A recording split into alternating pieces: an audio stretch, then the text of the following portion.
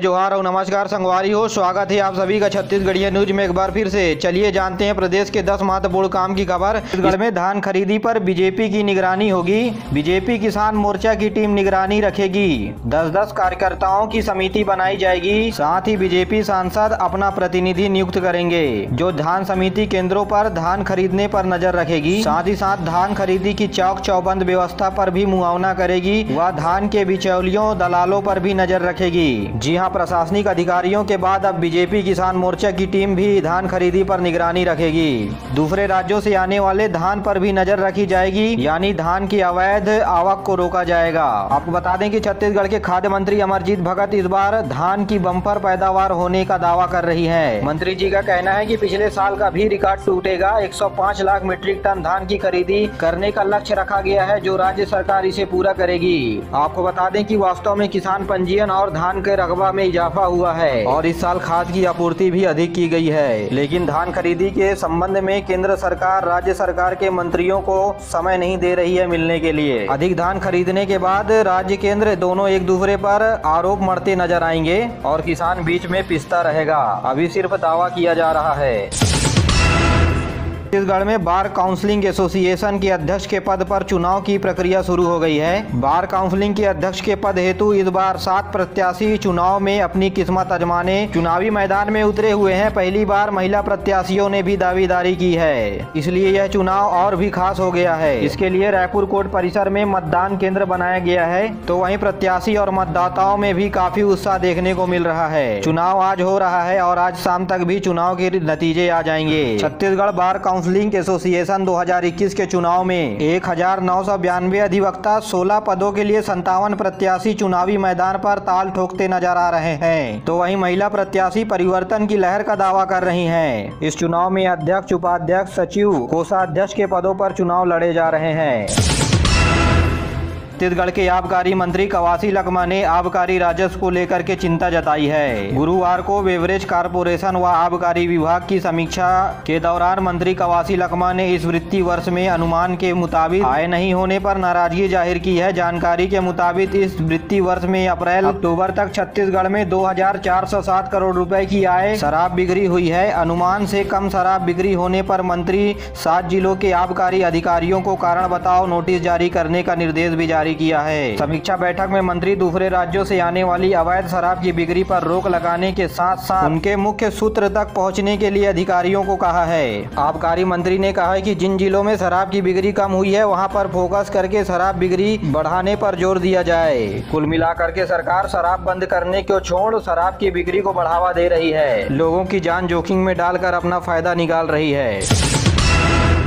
School की नाबालिग छात्रा के साथ छेड़छाड़ हुई, थप्पड़ व चाकू दिखा करके धमकाया गया। 3 मनचले युवक ने इस वारदात को अंजाम दिया है। भिर्रा थाना क्षेत्र का ये मामला बताया जा रहा है। तीनों आरोपियों को पुलिस ने गिरफ्तार कर लिया है, जो स्कूल में जाकर के छात्रों को धमका रहे हैं, उनके साथ ही छेड़छाड़ कर रहे हैं। यह जांजगीर चांपा के भिर्रा थाना क्षेत्र का मामला बताया जा रहा है। अब स्कूल में भी छात्राएं सुरक्षित नहीं है, ऐसे में महिला सशक्तिकरण और बेटी बचाओ बेटी पढ़ाओ योजना निष्फल रह जाएगी।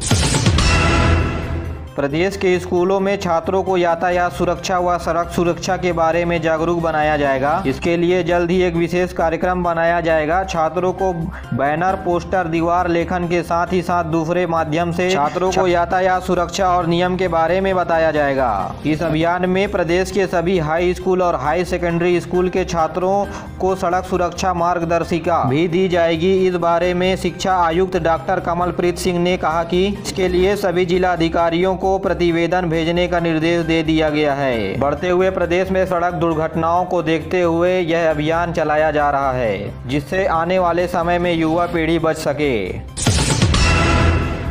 लनसुइया वीके ने कहा कि यदि कोई व्यक्ति लालच देकर के अपनी ताकत दिखा करके धर्मांतरण करा रहा है तो पुलिस उनके खिलाफ कड़ी कार्रवाई करे।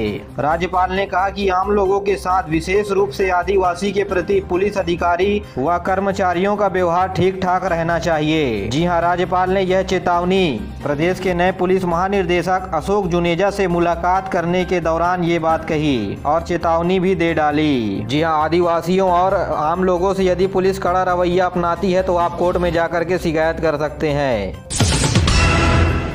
मुख्यमंत्री ने बीते दिनों भिलाई चरौदा नगर निगम क्षेत्र में 41 करोड़ रुपए के कामकाज का लोकार्पण एवं शिलान्यास किया। इस कार्यक्रम में भिलाई 3 में मिनी स्टेडियम बनाने के साथ साथ कुदरापारा के विस्थापित लोगों को पट्टा देने के अलावा इंग्लिश मीडियम स्कूलों में सीट बढ़ाने की घोषणा की है। छात्रों के प्रवेश की स्थिति को देखते हुए Swami Atmanand English medium school में प्रवेश की सीट बढ़ाई जाएगी। इससे पहले मुख्यमंत्री दुर्ग जिले के जामुल नगर पालिका क्षेत्र में 7 करोड़ रुपए के विकास कार्यों का लोकार्पण एवं भूमि पूजन किया। प्रदेश में पेट्रोल डीजल के ऊपर वैट कम करने की मांग को लेकर के 20 नवंबर को भारतीय जनता पार्टी प्रदेश के सभी जिलों में चक्का जाम करेगी। जी हां, वर्तमान सरकार यानी कांग्रेस सरकार के खिलाफ यह चक्का जाम होगा। भाजपा प्रदेश अध्यक्ष विष्णुदेव साय ने पत्रकार से बात करते हुए कहा कि चक्का जाम सुबह 11 बजे से दोपहर 1 बजे तक चलेगा। जी हां, 20 तारीख को केवल 3 घंटे के लिए सभी जिलों में चक्का जाम किया जा रहा है। आपको बता दें कि इसी समय पर दिल्ली में स्वच्छता को लेकर के 67 पुरस्कार राष्ट्रपति से ग्रहण करेंगे, तो वहीं भाजपा दूसरी ओर यहां चक्का जाम करेगी। पिछले महीना यानी अक्टूबर के महीनों में बिजली उपभोक्ताओं के द्वारा जमा किए गए अतिरिक्त सुरक्षा निधि को आधा कर दिया गया है। छत्तीसगढ़ राज्य बिजली उपभोक्ता कंपनी ने घरेलू उपभोक्ताओं को